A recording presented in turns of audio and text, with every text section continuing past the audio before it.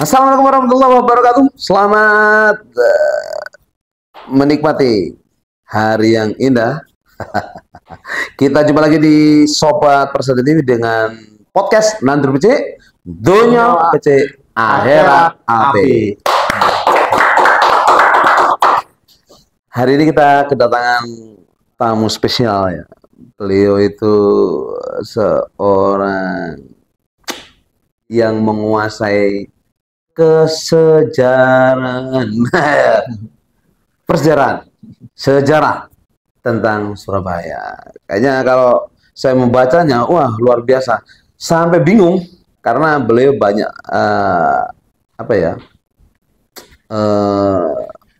banyak muatan-muatan yang nanti akan disampaikan untuk kita semuanya tentang Surabaya dan lain-lain. Dan sedikit kita perkenalkan, beliau adalah Mas saja ya, nak ya? Mas. Mas apa Cak? Ya, Cak ayo, Cak Ahmad Zaki Zamani, sarjana hukum. Luar biasa. Tepuk tangan dong.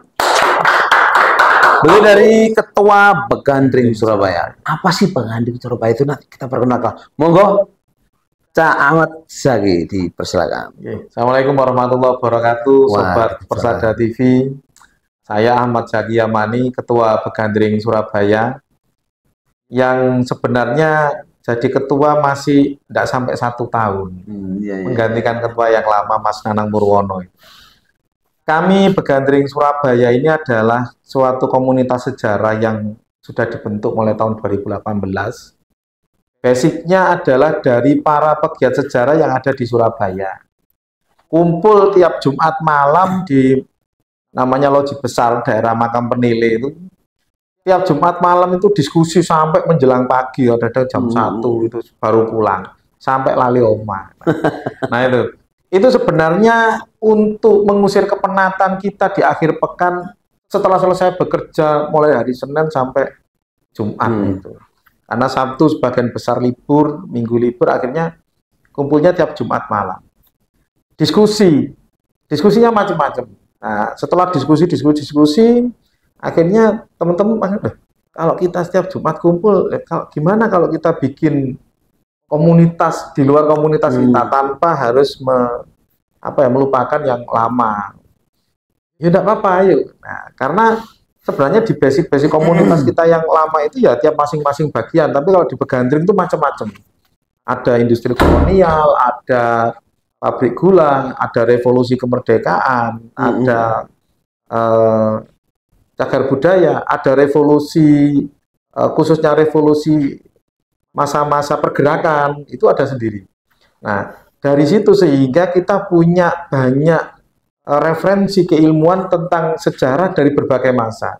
Tinggal nanti topiknya apa ini? Nah, topiknya apa?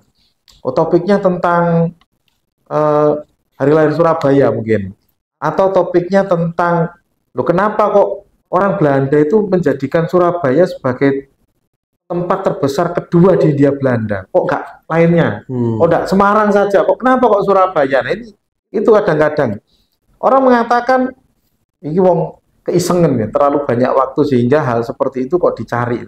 Tapi bagi kami itu sebagai satu misteri yang harus dipecahkan. Semakin tahu itu akhirnya semakin tidak tahu. Sehingga betul. Terus cari loh. Kenapa orang Belanda sudah Batavia, Jakarta sekarang kemudian, nah itu salah satu kegiatan kami, sehingga dari diskusi itu kita memunculkan satu korelasi besar, satu pencapaian penemuan yang semuanya berbasis data. Sehingga apa yang kita dapati itu kemudian kita sharekan, kita berikan kepada pemerintah Kota Surabaya, kepada Dinas Kebudayaan, kepada Dinas Pendidikan. Pak, Bu, Mas, kenapa sih kok Surabaya menjadi begini besar? Ternyata ini loh. Jadi sehingga yang membaca ternyata begini. Nah, itu sebenarnya yang banyak kita lakukan, sehingga diskusi kita itu bukan diskusi yang kosong kemudian cuma ngobrol iseng membuang waktu nggak ada hasil, itu enggak. Jadi kemudian kita bagikan apa yang kita dapati itu kepada masyarakat luas dari berbagai macam media, di share di Facebook. Waktu itu Instagram masih belum begitu subtle. Jadi paling banyak pada saat itu di Facebook. Nah, kemudian kita akhirnya membuat ada satu diskusi namanya Majelis Loji. Nah, Majelis Loji itu kemudian tidak hanya diskusi antar anggota komunitas, tapi kita ngajak, mengundang masyarakat itu datang. Kita bikin pengumuman, kita Jumat tanggal sekian, bulan sekian, mau mengadakan diskusi tentang masalah Pak Cokroaminoto. Nah, itu, gitu ya. nah, akhirnya datanglah anak-anak mahasiswa, anak-anak sekolah, guru-guru itu datang ikut diskusi, sehingga banyak saling melengkapi ilmu ini luar biasa gitu. Jadi bukan hanya ini Surabaya, tapi ke pahlawan-pahlawan juga ya? Ya, tidak hanya itu. Kebetulan sekretariat kita, home base kita itu kan di daerah Penile. Di daerah Penile. Ya, sedangkan di daerah Penile itu sebenarnya kawasan kebangsaan. Seorang presiden Republik Indonesia pertama lahirnya di daerah Penile. Itu pas di belakangnya sekretariat kita di Loji itu.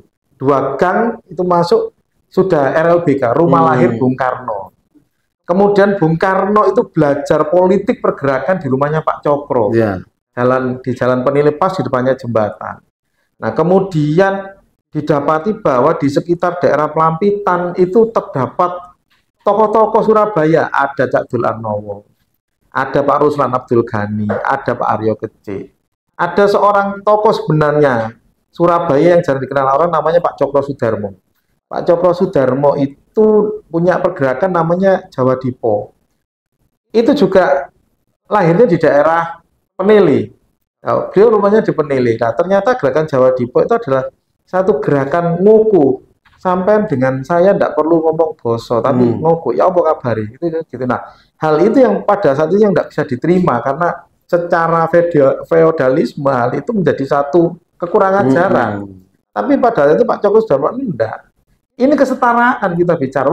Di muka Tuhan itu semuanya sama. Itu yang ditekankan sama Pak Cokro Sudarmo. Nah, salah satunya begitu, Pak. Luar biasa ya.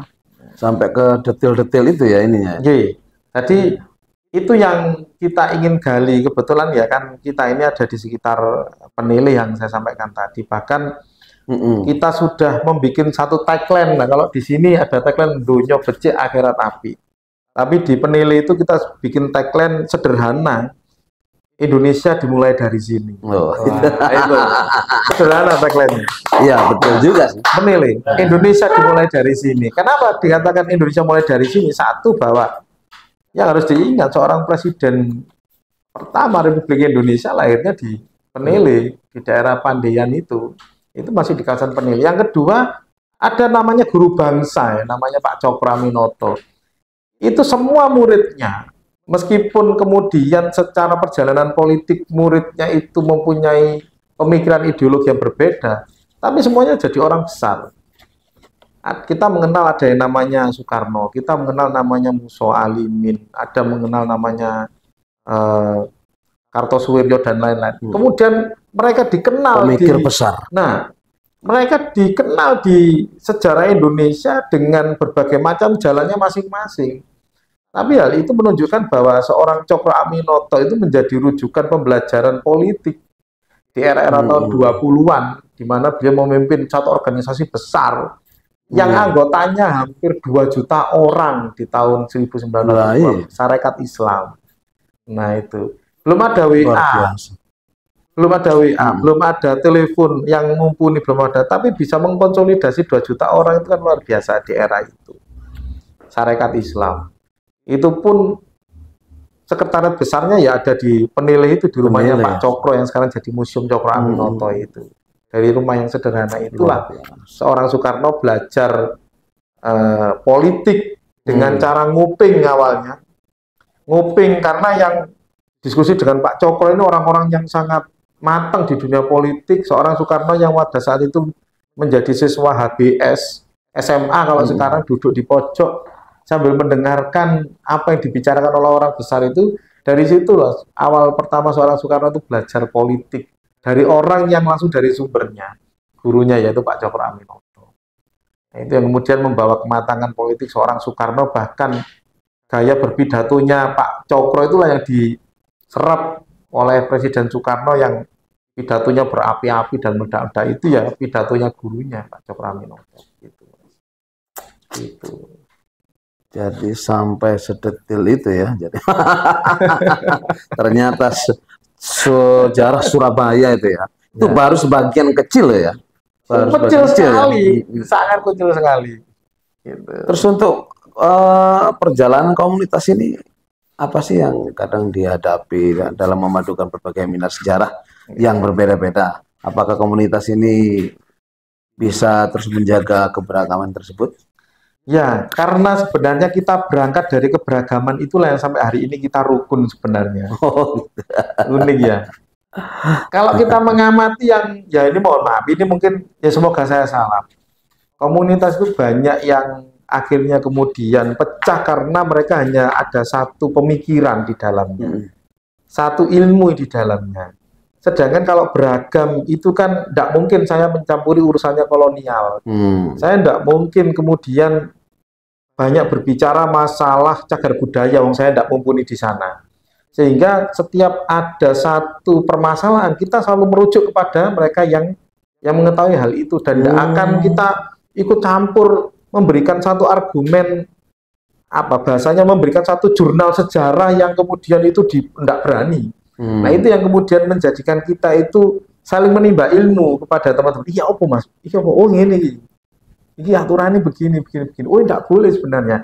Nah itu yang kemudian kita tidak hanya mendapatkan ilmu yang dari kita sendiri punya, tapi kita menimba ilmu dari teman-teman.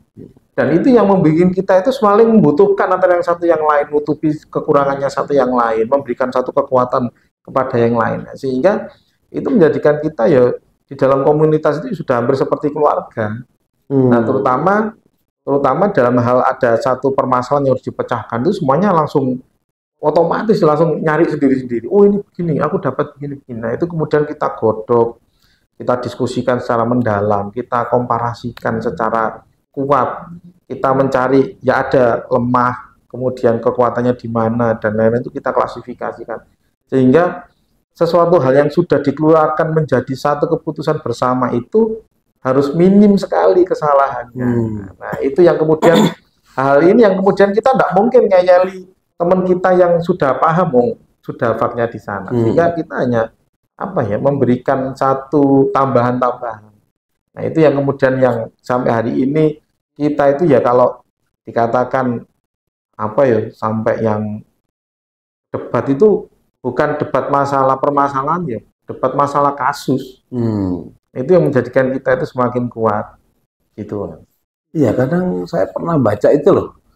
Kejadian yang sebelum 10 November itu kan ada pro kontra kan itu antara dulu apakah pernah dari komunitas ini saya tanya sendiri nih ya apakah pernah menemukan itu kan sejarah seperti berjalan biasa seperti ceritanya tetapi ada alur yang memang sebenarnya itu sangat bertentangan dengan warga Surabaya sendiri antara pemerintah sementara Jakarta dengan orang Surabaya. Ini pernah nggak menemukan itu? Ya. Saya ini masih dalam sampai sekarang ini kan ada pernah baca literasi soalnya itu. Ada pasti ya. Ya. Jadi begini, ini terjadi pada saat pertempuran Surabaya yang fase pertama, tanggal 27 sampai tanggal 30 Oktober. Betul. Wong wis menang kok perangnya dindek. Ya opo presiden. Presiden itu memang jadi begini, kita melihatnya ada nilai plus dari kenapa presiden harus didatangkan di Surabaya. Artinya bahwa sekutu mengakui eksistensi pemerintahan Republik Indonesia. Kalau tidak didatangkan loh, lapo presiden tekan yang Surabaya lek gak diakoni kan gitu. Artinya bahwa Panglima AFMI pada satu Letnan Jenderal Philip Christensen itu mengakui minta tolong itu konflik yang ada di Surabaya kalau tidak dari pusat itu datang tidak selesai. Nah, itu kemudian menjadi satu tantangan tersendiri bagi pemerintah pusat kepada Surabaya, apakah Surabaya akan mematuhi saya sebagai presiden? Nah, itu yang kemudian menjadi tantangan tersendiri bagi pimpinan pusat di Jakarta kepada orang-orang Surabaya. Keunggulan besar orang-orang Surabaya, Brigade 49 sudah mau habis. Presiden datang tanggal 29 Oktober. Kemudian keliling ke Surabaya sampai di Wonokromo. mau ke di daerah Ngagel itu mau ke Wonokromo dicegat sama pemuda-pemuda. Bung, menang kok lah pemenangnya di mandek. Nah itu. Kemudian Menteri Penerangan Amir Syarifuddin waktu itu menerangkan gini. Sampai ngerti enggak kenapa kita didatangkan di Surabaya? Artinya bahwa kami pimpinan yang ada di Jakarta diakui sama Inggris sebagai satu negara yang sudah mempunyai kedaulatan. Buktinya apa? Kita didatangkan. Sampai jangan mikir perang ini selesai, diplomasinya yang sampai harus pikirkan. Nah, tapi karena orang-orang Surabaya itu sudah merasa menang, mentalnya sudah waduh, yo eman lah. Tentara Inggris perang aduh kurang sedikit lagi sudah masuk laut. Nah, sehingga banyak protes, tapi kemudian pemerintah di Jakarta menerangkan bahwa ada perjuangan secara konstruktif yang dibangun, ada perjuangan secara destruktif yang menghancurkan. Yang menghancurkan sudah urusannya anak Surabaya. Brigade 49 jumlahnya 4.000 itu sudah morat-marit. Itu sudah perjuangan secara destruktif kan, sudah menghancurkan. Tapi yang membangun, yang konstruktifnya itu dengan cara diplomasi. Ya inilah yang sekarang konstruktifnya itu sudah bagian saya. Itu tugas sampai sudah selesai. Yang bertempur sudah. Sekarang tugas saya untuk membangun diplomasi itu. Wah ya sudah. Akhirnya ada Surabaya yang pada saat itu tidak setuju. Manutnya kenapa? Yaitu tadi bahwa perjuangan tidak hanya secara fisik tapi ada secara diplomasi. Ya, yang terjadi memang tanggal 30 Oktober 45 di kantor gubernuran yang saat ini masih jadi kantor gubernur itu ada perundingan gencatan senjata antara Inggris yang diwakili sama Komandan Divisi 23 Mayor Jenderal Houghton itu dengan Presiden, Wakil Presiden, Menteri Penerangan, Pemerintahan Jawa Timur. Diskusi dalam satu meja alot. Yang satu merasa bahwa kami punya tugas untuk melucuti, loh iya, sama kan tugasnya untuk melucuti Jepang, kemudian memulihkan keamanan, kemudian merehabilitasi para tawanan perang. Lah kenapa kok sampai jadi perang sama orang Surabaya, urusannya apa? Gitu.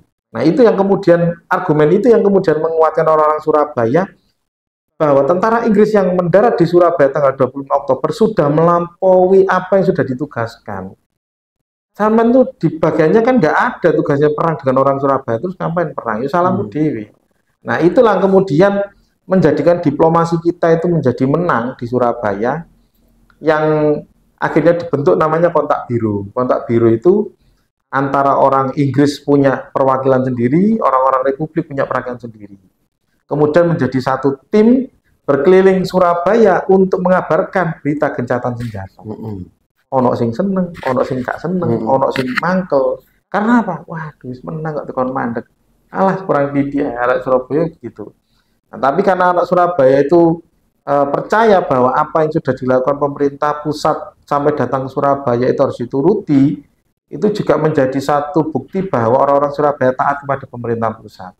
Ya memang tanggal 30 itu berkeliling, kemudian setelah dibentuk kontak biru, berkeliling. Nah setelah sudah berkeliling, lah Presiden, Wakil Presiden, Menteri Penerangan dengan Mayor Jenderal Houghton Komandan Divisi itu pulang ke Jakarta naik pesawat Dakota itu.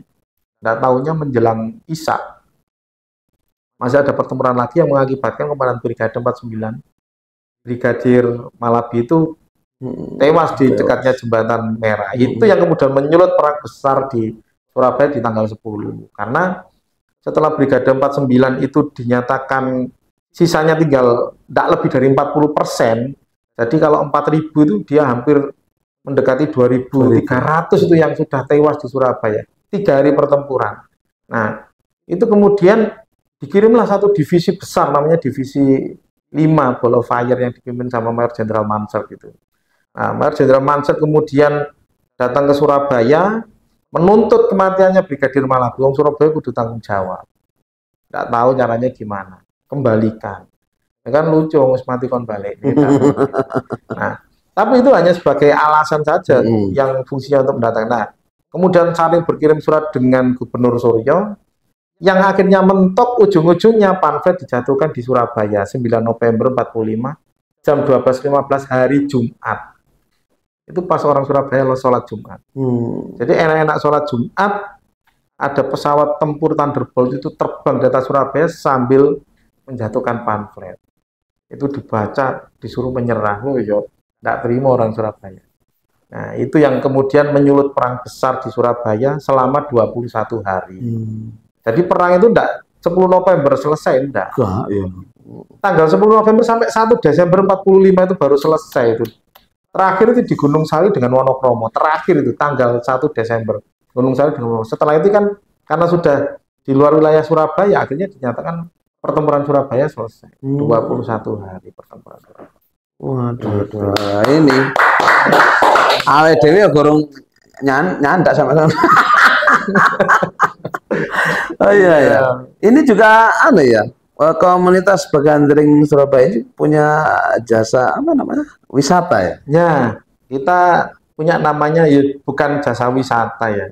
Apa namanya Subtrek, Surabaya Urban Trek. Yang ya ini awalnya begini loh. Kita itu memikirkan kita itu harus punya kekayaan tanpa harus menodong. Nah, jadi awalnya begini. Kita ini sudah terbentuk menjadi satu perkumpulan.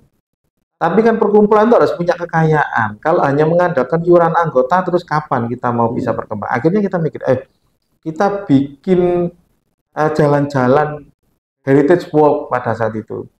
Itu pertama kali 2 Mei 2021 pada saat COVID pertama itu sudah mulai turun, itu kita bikin.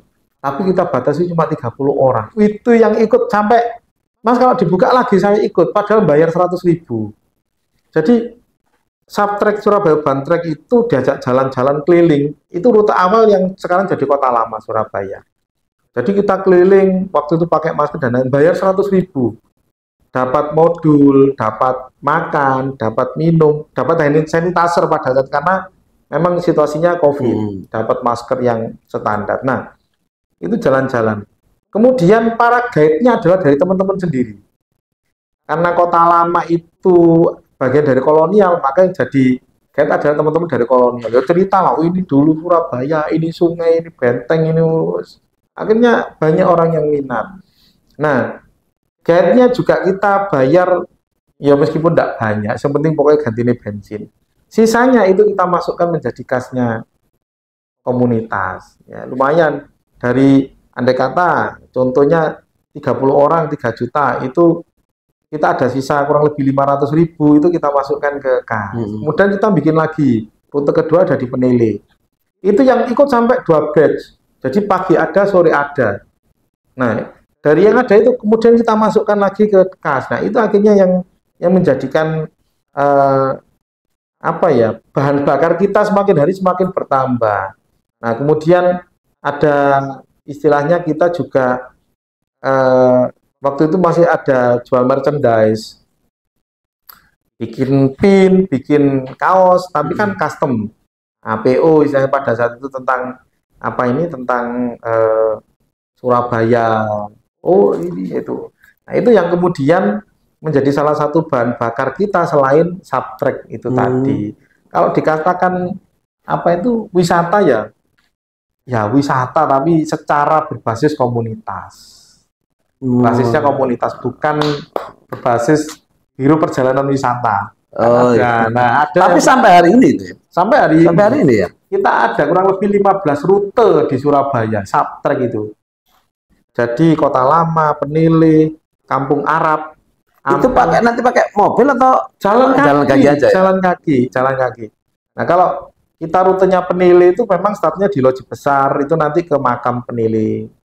Kemudian ke Masjid Jami, ke rumahnya Pak Cokro, ke jembatan, ke rumah lahir Bung Karno, kemudian terakhir ke Sumur Jobong. Nah, Sumur Jobong ini sumur yang tertua di Surabaya dan itu di era Mojopahit. Nah, itu masih ada itu? Masih ada sampai sekarang dan di Surabaya masih belum ditemukan sumur yang sejenis. Ditemukannya tidak sengaja pada saat gali airnya gimana? Masih? Nah, ini percaya tidak percaya ya, karena gini. Sumur itu kan jaraknya tidak sampai 150 meter dari sungai. Sungai kan. Dari sungai itu kan ada sungai Surabaya. Seharusnya jadi airnya? Ini airnya Sumur Jobong, airnya sungai di bawah sini. Oh gitu ya. Artinya bahwa sumur ini tidak bergantung dari sungai. Dan rasanya ya seperti air-air tawar itu biasa. Dan tidak pernah banger. Nggak pernah banget. Suatu ketika ya mungkin di musim hujan, suatu ketika air itu meluap itu sampai seperti nyumber. Saking banyaknya dan itu harus disedot pakai pompa air supaya airnya tidak sampai tenggelam dan itu berbeda dengan posisinya sungai yang ada di Beda sebelah ya. sana. Beda, ketinggiannya beda. Nah, kalau ketinggiannya sama, artinya bahwa sumur ini bergantung dari sungai secara sumber, tapi ini enggak. Jadi beda. Itu pun kalau jarak segitu ya tercemar biasanya kan. Ini Tercemar malah enggak. enggak, tidak. Nah, itu Dan fungsinya sekarang? jadi satu menjadi destinasi wisata Sumur Joko dengan sejarahnya bahwa sumur tertua di Surabaya. Jadi sumur itu ditemukan tidak sengaja pada saat menggali untuk pelebaran saluran air itu ditemukan struktur. Nah, kemudian mau digempur sama tukangnya. Ada Mas Agus Santoso yang sekarang julukannya Agus Jobong. Dia itu yang pertama kali menyelamatkan. Oh, jadi digempur, Pak. Itu mungkin ono peninggalan sejarahnya. Lapor RT RW Lurah, proyeknya suruh berhenti. Nah, kemudian Dinas Kebudayaan datang dengan dari BPK pada Badan Pelestari Kebudayaan Trawulan itu digali nemu tulang, nemu bata besar. Nah, tulang itu kemudian sama Fakultas Ilmu Budaya UNER dibawa ke Australia untuk uji karbon. Dan tulang itu ternyata dalam uji karbonnya di Australia antara 1430 sampai 1450 itu di era Kerajaan Majapahit. Tulang yang ditemukan di dalamnya sumur itu tadi. Nah, sehingga disimpulkan bahwa sumur ini dari era Kerajaan Majapahit dan merupakan sumur tertua di Surabaya sampai sekarang. Sumurnya dari terakota. Ini kita juga baru tahu dari sini. Kalau kita nggak ngundang nggak tahu nih. Terus gitu juga ya. Jadi sebagai mitra dari pemerintah Kota Surabaya, ini udah lama ya menjadi mitra ini ya. Jadi mitra itu sebenarnya pasca COVID ya. Jadi pasca COVID itu memang pemerintah kota itu sebenarnya ingin menggalakkan kembali wisata yang sudah mati. Dinas Kebudayaan Pariwisata Pemuda dan Olahraga Kota Surabaya itu kemudian mengundang kita bicara, ya bagaimana caranya kita itu menghidupkan lagi wisata di Surabaya yang mati. Nah, sehingga masyarakat itu kemudian bergolak lagi ekonominya bergolak dalam hal apapun. Nah, kemudian kita membuatlah paket wisata tadi, jalan-jalan yang di Penili yang kedua itu karena permintaan dari pemerintah kota untuk menyelesaikan lagi wisata. Kita bikin aja, akhirnya sampai 2 batch pagi sama sore. Itu keliling di daerah Penili 2-3 jam jalan kaki. Nah, dari situ kemudian UMKM-nya dijalankan dengan adanya orang-orang wisata jalan, penduduk itu boleh jualan tapi nggak boleh di jalan, di rumah. Nah, nanti kita sambil berhenti, ini ada produksi martabak Penili yang di dalamnya ada usus, ada baldan. Monggo kalau mau beli silakan beli. Nah, itu berhenti beli. Itu kan menghidupkan ekonomi. Iya. Jadi sampai hari ini begitu ya? Sampai hari ini boleh dicek. Itu ada di daerah Penili itu seperti itu. Nah, kalau sekarang itu sudah pandemi, akhirnya orang sudah mulai berani secara terbuka jualan. Kalau dulu masih dan lain-lain. Kalau sekarang sudah, alhamdulillah. Oke, luar biasa. Jadi makanya apa ya? Sangat bermanfaat ini Begandring ini untuk kemajuan kebudayaan. Ya, kebudayaan Kota Surabaya. Jadi selama berapa tahun ini? 6 tahun. 6 tahun ya. Sekarang 2018 ya masih baru 5 tahun, udah 6 tahun lah ya. 6 tahun. Udah seperti ini. Nanti kedepannya mungkin kan perlu, kalau dari sekolah-sekolah banyak ya edukasi untuk anak-anak. Kebetulan kalau dengan sekolah-sekolah yang kita kerjasama dengan Disbud Porapar Kota Surabaya itu kan membina namanya Heroic Track dengan sekolah kebangsaan. Nah, jadi dari Dinas Kepemudaan, Pemuda dan Olahraga setelah dengan Dinas Pendidikan Nasional Kota Surabaya, karena kota itu kan batasnya sampai SMP. Nah, itu kita bikin sekolah kebangsaan, keliling ke sekolah-sekolah, ngajar sejarah, nanti kemudian kita bikin Heroic Track itu ini karena kemarin menjelang Hari Pahlawan, sehingga kelilingnya di daerah-daerah spot-spot pertempuran Surabaya. Anak SMP satu hari itu 80 orang dari 4 sekolah. Itu kita ajak keliling di Kota Lama. Ini Malabi itu matinya di sini. Ini dulu jembatan merah itu kenapa berwarna merah? itu bukan karena faktor pertempuran Surabaya. Jadi orang Belanda dulu untuk hubungan dengan orang-orang Cina yang menghubungkan kawasan Cina untuk perdagangan. Ini dulu internasional itu. Jadi kita menerangkan tentang spot-spot di mana perang Surabaya pernah terjadi di sekitar kota lama Surabaya itu. Nah, itu sebenarnya heroic track itu. Yang selanjutnya mungkin ya biasanya dari sekolah-sekolah yang secara private mengundang kita untuk memberikan pengajaran sejarah. Dan kita sudah pernah bikin film dokumenter pertempuran Surabaya yang khusus untuk pendidikan, namanya Suro Ing Boyo, Gemuruh Revolusi 45. Itu dana 100% dari pemerintah kota, yang semua pemainnya dari teman-teman pegandring dan pegiat sejarah. Ini perlu dicek, Suara Ing Baya.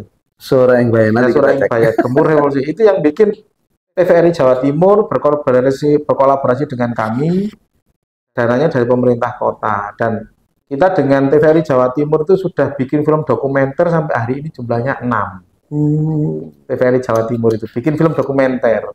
Nah, itu bisa dicek di YouTube-nya TVRI Jawa Timur. Nah, mulai Penanggungan, mulai Jalan Sunyi Dr. Subandi, tenggelamnya kapal Van der Wijk. Jadi kita mendapati apa sebabnya kapal Van der Wijk itu tenggelam, bukan di sisi Roman. Bukan masalah badai ternyata tenggelamnya, tidak masalah. Kelebihan muatan dengan palka yang tidak ditutup sehingga air masuk terlalu berat, pompa tidak ngatasi, tenggelam. Van der Wijk itu. Kemudian ada Suro Ing Boyo itu, Kusno Jatidiri Soekarno itu malah ikut Festival Film Indonesia dan juara 3 dokumenter film pendek tahun 2022 kemarin. Itu yang bisa tembus sampai FFI, teman-teman datang ke finalnya FFI itu di JCC.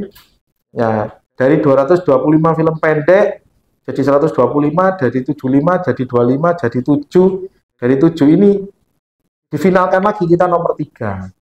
Masih ada ya? Iya, itu Kusno Jatidiri Soekarno itu bisa dilihat di YouTube juga. Nah, kemudian ada Fatmawati yang terakhir kemarin ini Resolusi Jihad yang kita bikin dokumenternya itu. Itu 10 November ya? Ya, berkenaan dengan istilahnya 10 November terkenal. Iya, 10 November gitu.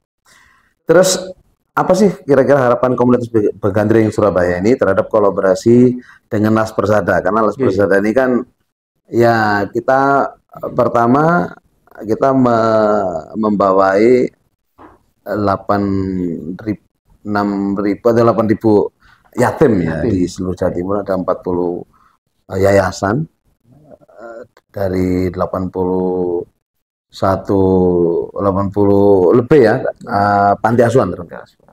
Kira-kira apa yang bisa dikolaborasikan untuk? Baik, kalau saya kira tentunya tidak jauh dari usia sekolah adik-adik yang saat ini ada, dan pembinaan kebangsaan itu sangat penting kalau saya kira. Jadi kami juga membuka pintu untuk bekerja sama dalam hal pembinaan kebangsaan tentunya, atau yang bidang lain yang dalam hal ini berkorelasi dengan sejarah. Kami punya keyakinan begini sebenarnya, ada satu ungkapan sederhana tapi bagi kami sangat berbahaya, dan ini memang kita tujukan kepada seluruh adik-adik yang ada di bawah binaan Las Persada ini. Ada satu ungkapan bahwa untuk menghancurkan suatu bangsa itu cukup dilakukan 3 hal. 1, jauhkan sejarahnya. Kalau sudah jauh, kaburkan sejarahnya. Kalau sudah kabur, hancurkan sejarahnya. Selesai.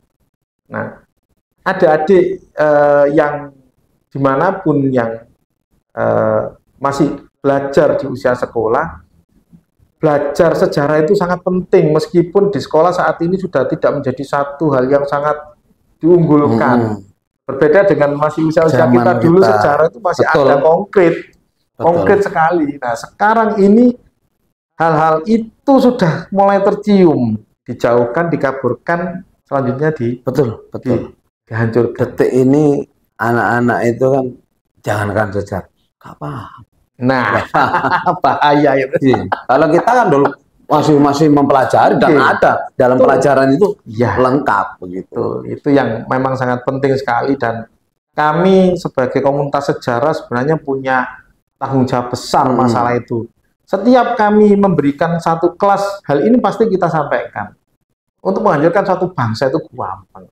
Bukan negara loh, bangsa. Bangsa, ya. bangsanya. Kita bicara bangsa. Kalau negara itu bisa saja berganti apa-apa, tapi bangsa yang kita bicarakan adalah bangsa. Kaburkan. Kalau sudah dijauhkan, akhirnya orang lupa dengan sejarahnya. Sampai tidak punya kebanggaan sebagai seorang bangsa Indonesia. Oh, ternyata bangsa saya tidak jauh, aduh jelek sekali daripada orang lain. Buktinya apa?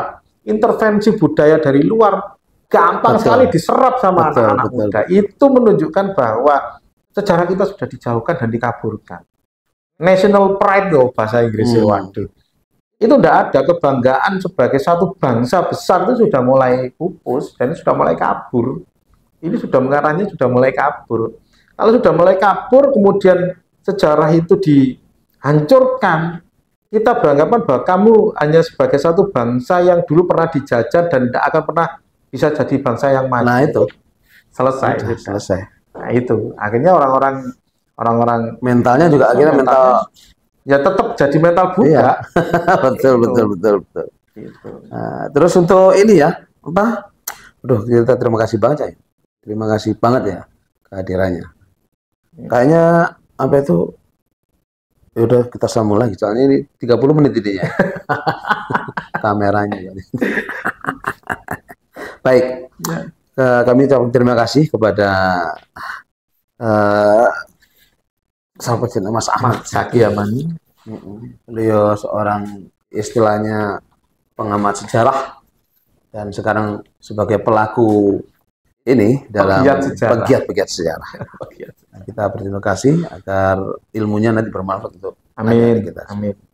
Terima kasih atas kehadirannya. Mohon maaf dan sangat luar biasa ilmu yang sangat kita perlu. Berarti nanti kita akan ada diskusi berkelanjutan. Monggo, silakan. Siap. Nah, kita senang jalan-jalan juga. Kita bisa hadir lagi. Oke, terima kasih untuk kehadirannya dari Mas Cak Ahmad Zaki ya Mas Amani. Kiranya semuanya berjalan dengan baik untuk kemajuan Surabaya dan nilai-nilai sejarahnya tetap disampaikan kepada masyarakat luas. Wassalamualaikum warahmatullahi wabarakatuh. Kita akan jumpa lagi di Nandur Pece, Dunia Pece, Akhirat Api.